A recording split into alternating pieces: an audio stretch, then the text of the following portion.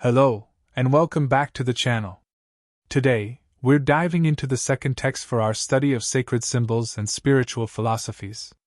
As always, I'll be sharing my interpretations and insights as we explore the deeper meaning behind these ancient texts.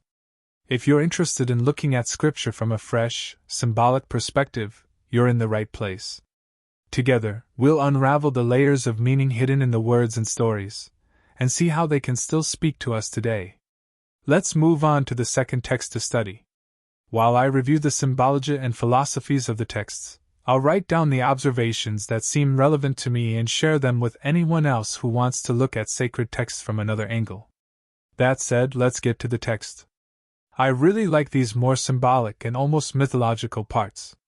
In this second chapter, we see symbols everywhere, but I especially like when the text itself shows symbolism when it says that it was already written that Rachel would weep for her children when children are killed in the region. It directly reveals that, obviously, they are not Rachel's children, since she is a character from the Old Testament, and the old passage allegorizes what was happening at the time. Then, the old text is combined with current events. Therefore, nothing that is written should be taken literally, but as symbols of what can be seen analogously during the life of humanity. And here I explore the personal. Isn't it interesting? Anyway, let's start. There is the sacred nobility seeking to receive the promise of a manifestation on earth of a king. He is called the King of the Jews. All those who practice the faith, previously the tribes of Israel, began to be called Jews. To the south were the Jews, that is, descendants of the tribe of Judah, but there and at that time all Israelites were already called Jews. This historical part may have corrections. And what is valuable to us is the perception that there is an earthly king, or a representative of him, who wants to kill what comes from heaven. So, the text symbolizes material resistance in the face of what is unknown and comes from the spiritual, which is recognized only by those who are bridges, or recognize them, between the material and the spiritual. Nowadays, there are many names, the more religious ones, priestesses and priests, magicians and witches, popesses and pontiffs, etc. There are also those we use to refer to those who have not entered into orders, awakened, conscious, mediums, etc. A second symbol that I will explore with two meanings is the East. The first is the symbol of knowledge. From the East, some believe that great philosophies, spiritualism, and knowledge emerge. The initiates, the magicians, those who have learned and continue to learn, follow the light. The second meaning, not far from the first, is where the sun rises. The idea of where the sun will rise is the idea of where enlightenment, or knowledge of it, will be born.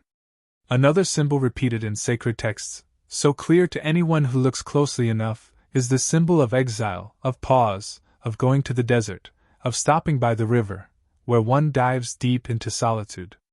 The crisis has set in and it is time to sit and meditate, to reflect, connect, understand, synthesize.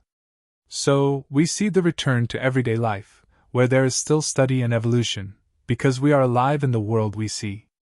In reality, perhaps not so real, so it is necessary to live it and grow in it, or in spite of it.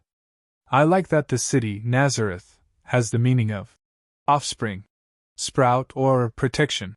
The idea of sprouting what was planted or recognized on its own, or and of protecting what has been known and growing. But let's move on. I will now bring you the last symbols I want to discuss, summarizing how I bring this text to spiritual life. It is to remember that, at certain moments, within ourselves, we will see a light that may manifest externally, such clarity. An intuition that joins with signs, coincidences, etc. to push you towards a deeper reflection. A turning point in life that begins within. Noticing that it is happening is already a point of celebration and satisfaction with oneself. Noticing that there is an ego, a fearful, deceitful voice that tries to get close and destroy this moment is the most important step one can take. Not allowing yourself to be carried away by voices that limit you to keeping everything as it was will allow the illumination to have space to be born, sprout, and grow strongly. Here comes the time for the symbols that must be given. Give part of the light that you already carry, consciousness, attention. Give due value to this moment, to this knowledge. Give freedom and remember that there will be transformation. The caterpillar that was born will die, but to become a celestial being and not just an earthly one. Burns in the golden pyre, with a nest made of myrrh like a celestial incense, the phoenix that dies to be reborn. With this text, I remember not to pay attention to fears so that there is space for the light to be born, which needs silence, reflection and practice in the real world, because a candle covered in an opaque pot is worthless. And that brings us to the end of today's reflection. I hope this exploration of symbols and spiritual connections resonates with you as it does with me. Remember, recognizing the moments of clarity and spiritual awakening in our own lives is key to growth. It's about embracing change, nurturing the light within, and letting it shine through, even in the face of fear or resistance. Thank you for joining me on this journey, and as always, I encourage you to reflect on these ideas in your own way and apply them in your spiritual practice.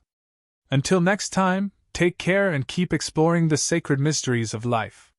P.S. Today's text was from Matthew, chapter 2,